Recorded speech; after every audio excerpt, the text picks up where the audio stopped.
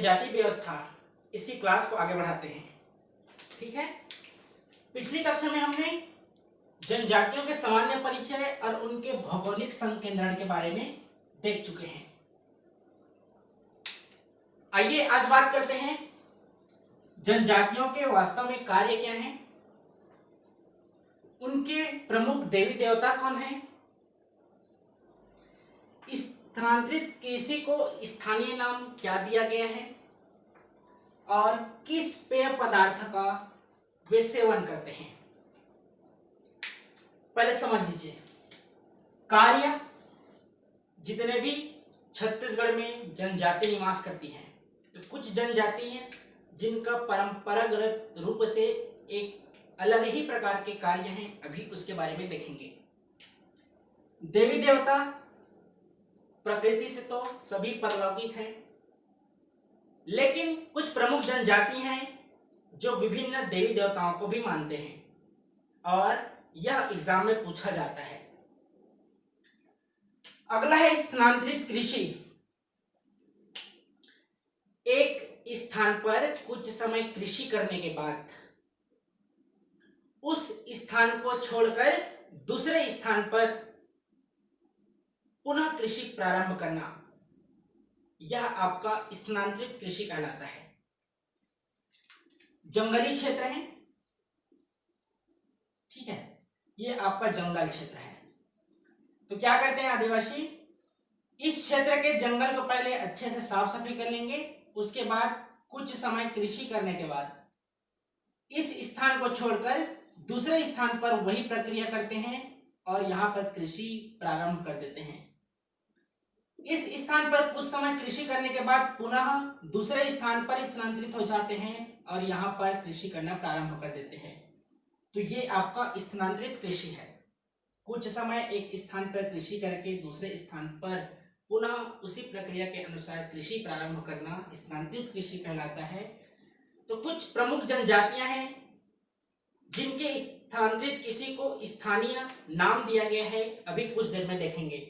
और अंतिम में है पेय पदार्थ। ठीक है, पेय पदार्थ। तो इसमें हम पेशा एक्ट में पढ़े थे कि जनजातीय जो भी पेय पदार्थ का निर्माण करेंगे, राज्य का जो विधानमंडल है या केंद्र के संसद की बात करें, वे उनके खिलाफ जो उनकी परंपरा है उनके विरुद्ध कोई कानून नहीं बना सकते हैं। ठीक है, तो इसको आप याद रखिएगा। और ये पेय पदार्थ को भी विभिन्न स्थानीय नाम से जानते हैं, जिसमें ताड़ वृक्ष है, इसके अलावा चावल है, पेज है। इससे एक तरह से शराब, अल्कोहल जैसे पेय पदार्थ बनाए जाते हैं जिनको वे नशे के रूप में प्रयोग करते हैं। मेंस में पढ़ेंगे कि इसको पूजा के प्रसाद के रूप में भी ग्रहण करते हैं। ठीक है, तो ये आपका मेंस का टॉपिक है। आगे जब प्रीलिम्स के बाद मेंस की कक्षाएं होंगी तब बात करेंगे। आइए आज बात करते हैं। सबसे पहले तो जनजातियों के कार्य के बारे में देखेंगे, उसके बाद आगे बात करेंगे। ठीक है, तो आप सभी को याद होगा भौगोलिक संकेंद्रण में कल बात कर चुके हैं कि कौन से जनजाति है किस क्षेत्र में निवास करती है। तो सबसे पहले आप संभाग वाइज बांट दीजिए। सबसे ऊपर है आपका सरगुजा संभाग, उसके बाद बिलासपुर संभाग, नीचे को पुनः दो भागों में बांटिए, पश्चिमी क्षेत्र दुर्ग संभाग और पूर्वी क्षेत्र रायपुर संभाग, और सबसे नीचे है बस्तर संभाग। ठीक है, तो देखिए सरगुजा जिले के अंतर्गत हम पढ़े हैं खैरवाड़ जनजाति, कोरकू जनजाति, खड़िया और पारधी, कल देखे थे। और यह भी बताया था कि यहां से प्रश्न आपको पूछा गया है। खैरवाड़ जनजाति खैर वृक्ष से कत्था निकालने का काम करते हैं। जो पान है उसमें जो प्रयोग किया जाता है, उसी पान में जो कत्था का प्रयोग करते हैं, वे खैरवाड़ जनजाति के द्वारा खैर वृक्ष में कत्था बना निकालने का काम किया जाता है। दूसरा है कोरकू जनजाति। तो कोरकू जनजाति भूमि खोदने का काम करता है। ये उनके रोजगार के साधन हैं। जितने भी जनजातियां स्थानीय जो कार्य करते हैं, ये यहाँ से उनको रोजगार प्राप्त होता है, आय के स्रोत हैं। ठीक है, कोरकू हो गया। खड़िया है, तो खड़िया जनजाति पालकी ढोने का कार्य करता है। ठीक है, अगला देखिए पारधी जनजाति। तो ये पारधी जनजाति सिर्फ काले पक्षी का शिकार करते हैं। ये पूछा हुआ प्रश्न है, इसको याद रखिएगा। काले पक्षी का शिकार पारधी जनजाति के द्वारा किया जाता है। तो ये हुआ आपके सरगुजा संभाग के प्रमुख और मुख्य जनजातियों के कार्य।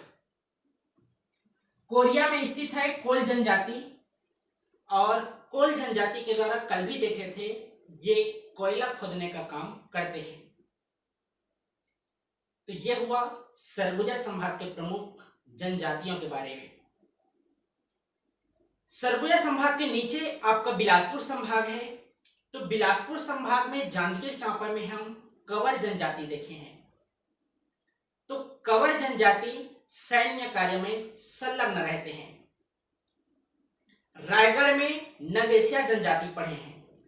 तो ये नगेशिया जनजाति नाग सांप पकड़ने का काम करते हैं।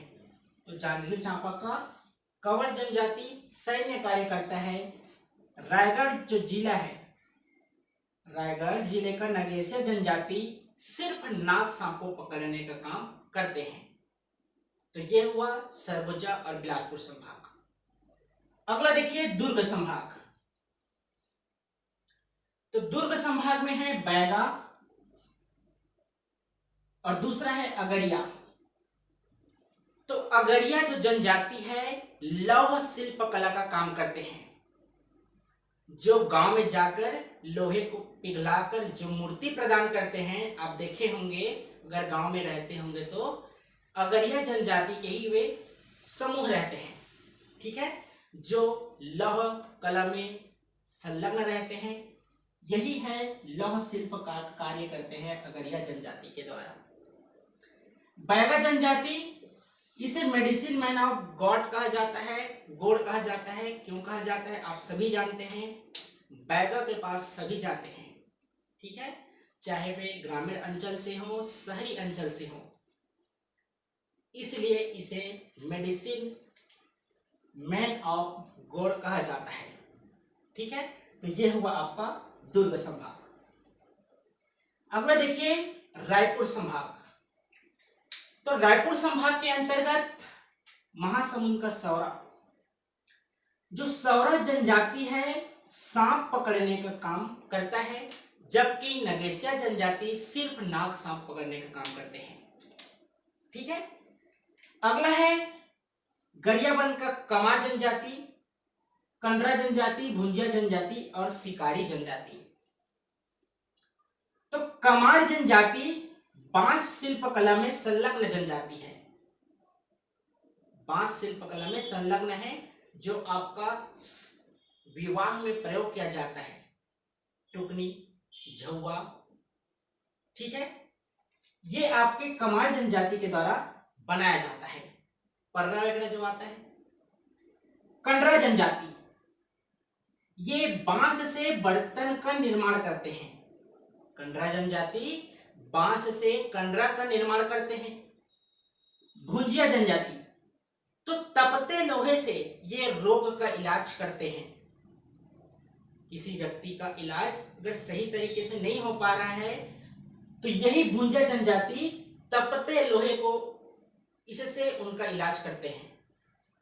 अगला है शिकारी जनजाति। इसके बारे में कल भी बताया था कि शिकारी जनजाति शिकार का काम नहीं करती है। ये छिंद पत्ते से टोकरी बनाने और झाड़ू चटाई बनाने का काम करते हैं।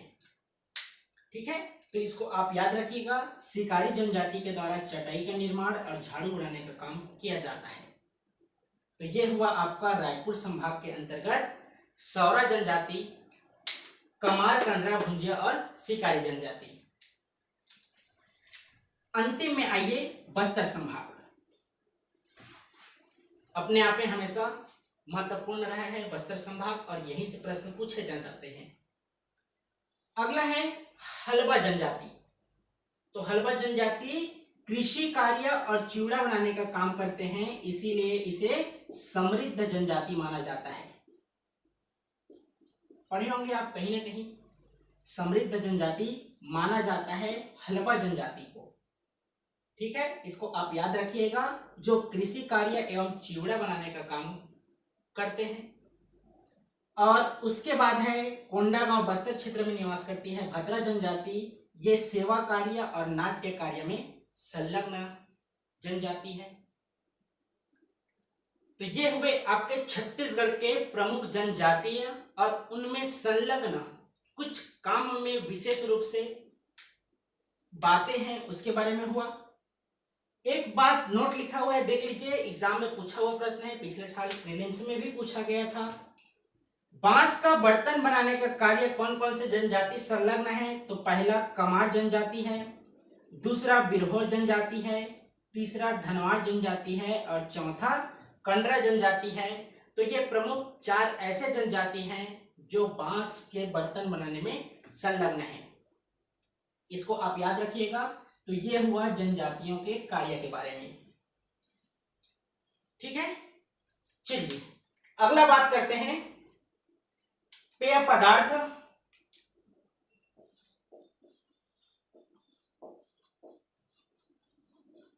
पहला पेय पदार्थ। दूसरा बात करेंगे स्थानांतरित कृषि और तीसरा बात करेंगे प्रमुख देवी देवता।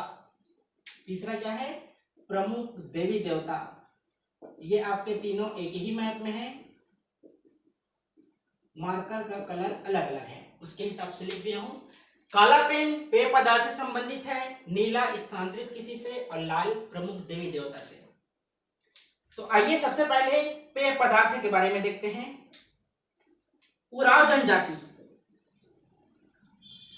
कोसमा नामक पेय पदार्थ का निर्माण करते हैं जो चावल से निर्मित रहता है।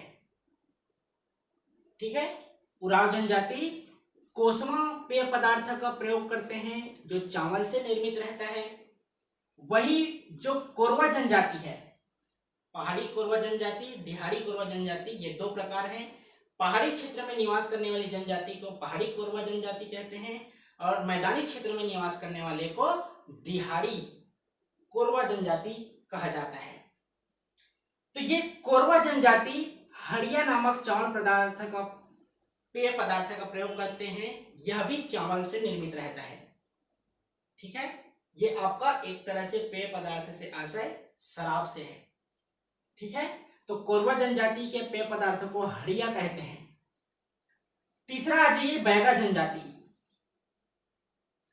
तो बैगा जनजाति ताड़ वृक्ष से निर्मित ताड़ी पेय पदार्थ का प्रयोग करते हैं।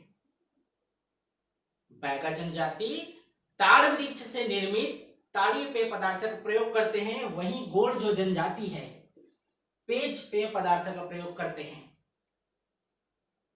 यह हो गए चौथा जनजाति। अंतिम में है देखिए मुड़िया और माड़िया। ये जो जनजाति समूह हैं ये सल्फी नामक पेय पदार्थ का प्रयोग करते हैं। इसके अलावा बस्तर क्षेत्र में चावल से निर्मित लांदा पेय पदार्थ का भी प्रयोग करते हैं। यह भी पूछा हुआ प्रश्न है। बस्तर क्षेत्र में निर्मित चावल से निर्मित पेय पदार्थ है लांदा, इसका प्रयोग करते हैं। तो ये हो गया छठवा। तो ये 6 आपके पेय पदार्थ हो गए। अगला देखिए स्थानांतरित कृषि के बारे में। स्थानांतरित कृषि के बारे में अभी देखे हैं। तो कोरवा जनजाति के जो स्थानांतरित कृषि है उसे देवारी कृषि के नाम से जानते हैं। ये आपका स्थानीय नाम है, मूलतः स्थानांतरित कृषि कहा जाता है। ठीक है, तो कोरवा जनजाति के स्थानांतरित कृषि को देवारी कृषि कहते हैं। बैगा जनजाति के स्थानांतरित कृषि को बेवार कृषि कहते हैं। गोड़ जनजाति के स्थानांतरित कृषि को धारिया कृषि या बेवार कृषि भी कहा जाता है, जो भी विकल्प में हो। ठीक है, चौथा देखिए कमार जनजाति। तो कमार जनजाति के स्थानांतरित कृषि को दाहिया कृषि कहा जाता है, जबकि दहिया कहा जाता है भतरा जनजाति के स्थानांतरित कृषि को। ठीक है, दाहिया और दहिया दोनों अलग अलग है। दाहिया कृषि किया जाता है कमार जनजाति में, जबकि दहिया कृषि किया जाता है भतरा जनजाति में। छठवां देखिए, नारायणपुर का अबुझ माड़िया, ये पेद्दा कृषि करते हैं, वही है स्थानांतरित कृषि जिसको स्थानीय नाम पेद्दा कृषि दिया गया है। तो ये हो गए आपके प्रमुख 6 स्थान पर अलग अलग जनजातियों के स्थानांतरित कृषि के नाम। आइए अगला बात करते हैं प्रमुख देवी देवता के बारे में। उरांव जनजाति, इसे सबसे साक्षात जनजाति माना जाता है, इसको आप याद रखिएगा। अभी देखे हैं सबसे समृद्ध जनजाति माना जाता है हलवा जनजाति को, जबकि यही जो माड़िया जनजाति है इसे सांस्कृतिक रूप से समृद्ध जनजाति माना जाता है। 3 बातें यहीं पर देख लिए। ठीक है, अबुझ माड़िया, इसे सबसे पिछड़ी हुई जनजाति माना जाता है। 4 बातें होंगे, तो ये आप याद रखिएगा। यही सब प्रश्न बेसिक प्रश्न है जो आपसे छूटना नहीं चाहिए। तो चलिए बात करते हैं प्रमुख देवी देवता के बारे में। उरांव जनजाति के देवी का नाम है सरना देवी, जिसका वे पूछते हैं, मानते हैं। कोरवा जनजाति के देवी का नाम है खुड़िया रानी। बैगा जनजाति के प्रमुख 2 देवता हैं, एक है बूढ़ा देव, दूसरा है दुल्हा देव। ये आपका अभी जो एग्जाम हुआ है उसमें पूछा गया था, भूवैज्ञानिक प्राध्यापक का जो एग्जाम हुआ है उसमें पूछा गया है। कल हम आपको यह भी बताए थे विशेष पिछड़े जनजाति से संबंधित जो प्रश्न आए हैं वह भी लोपित होगा। ठीक है, तो याद रखिएगा, बैगा जनजाति है, पहला बूढ़ा देव और दूसरा दुल्हा देव को पूछते हैं, मानते हैं। अगला आ जाइए कंवर जनजाति, ये देख लिए बैगा जनजाति, उसके बाद है आपका कंवर जनजाति जो सगराखंड देव को मानते हैं। इसको आप याद रखिएगा, सगराखंड देव। अगला देखिए बिंजवार जनजाति, बलौदाबाजार जिले के अंतर्गत निवासरत हैं, जो विंध्यवासिनी देवी और 12 मई बेटकर, इन दोनों प्रमुख देवी देवताओं को पूजते हैं, मानते हैं। कौन सी जनजाति? बिंजवार जनजाति, जो निवास करती है बलौदाबाजार जिले के अंतर्गत। विंध्यवासिनी है, 12 मई बेटकर है। ठीक है, बूढ़ा देव, दुल्हा देव बैगा जनजाति है, सगराखंड कंवर जनजाति है। पहाड़ी कोरवा जो स्थित है खुड़िया रानी को मानती है, जबकि उरांव जो जनजाति है सरना देवी। इसको आप सभी याद रखिएगा, प्रश्न में पूछा जाता है। अगला है कमार जनजाति। तो कमार जनजाति छोटे माई और बड़े माई ये प्रमुख देवों को मानते हैं, जबकि 12 मई बेटकर बिंजवार जनजाति द्वारा माना जाता है। अगला आ जाइए आप सीधा मुड़िया जनजाति पर, बस्तर संभाग। पहला अंगादेव, ये वही अंगादेव हैं जो मड़ई के देवता हैं, तो अंगादेव को मानते हैं। इसके अलावा जो घोटुल है, तो घोटुल के प्रमुख देवता का नाम लिंगोपेन है, जो मुड़िया जनजाति में प्रचलित है। तो प्रमुख देवता हो गए मड़ई के देवता अंगादेव और घोटुल के देवता लिंगोपेन। कौन सी जनजाति से संबंधित है? तो मुड़िया जनजाति से संबंधित है। अंतिम भतरा जनजाति, जो सिकरी देवी और कहीं कहीं आपको शिकारी देवी, इस बातों का उल्लेख मिल सकता है। भतरा जनजाति, सिकरी देवी। तो इस तरह से हुआ आछिए गवछाल। क्या क्या देखे? सबसे पहले जनजातियों के कार्य के बारे में देखे हैं, उसके बाद बात किए पेय पदार्थ, स्थानांतरित कृषि और प्रमुख देवी देवता। 4 आज आपको टॉपिक पढ़ाए गए हैं और निश्चित रूप से यहां से आपको 2 प्रश्न जरूर पूछे जाते हैं। अगर ध्यान से देखे होंगे वीडियो तो एक बार में याद हो गया होगा, नहीं हुआ होगा तो आप एक बार पेन में लिखने का प्रयास कीजिएगा और एग्जाम में प्रश्न यहां से नहीं छूटना चाहिए। ठीक है, तो कल की कक्षा में हम जनजातियों में प्रचलित विवाह और जो घोटुल है उसको विभिन्न जनजातियों में अलग अलग नाम से जाना जाता है, इसके बारे में बात करेंगे। अगर समय बच जाता है तो जनजातियों पर लिखित कुछ पुस्तकें हैं, उनके रचनाएं के बारे में देखेंगे कि कौन कौन से लेखक हैं जो जनजातियों से संबंधित बातों का उल्लेख किए हैं। ठीक है, तो ये रहा आज का जनजातियों की दूसरी कक्षा। ठीक है, तो चलिए फिर मिलते हैं 9 बजे संविधान की कक्षा में। तैयारी अच्छे से कीजिए। ठीक है, तो मिलते हैं फिर 9 बजे की कक्षा में। आज के लिए धन्यवाद।